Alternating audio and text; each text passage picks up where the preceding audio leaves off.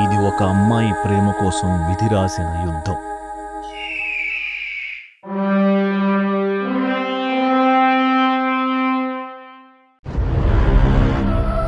రాజ్యకాంక్ష కోసం ఒకరైతే కామవాంఛ కోసం ఇంకొకరు.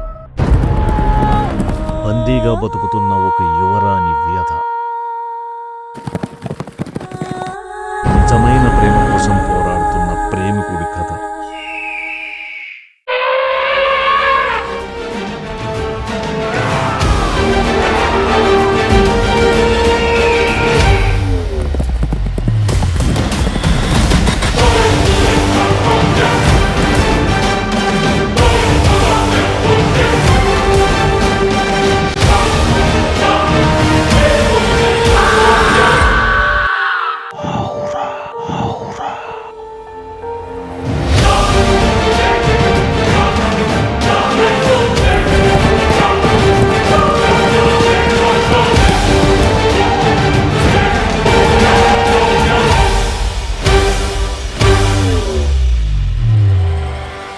ఇక్కడ రాణి కోసం రాజ్యాలు కుప్పకూలుతున్నాయి.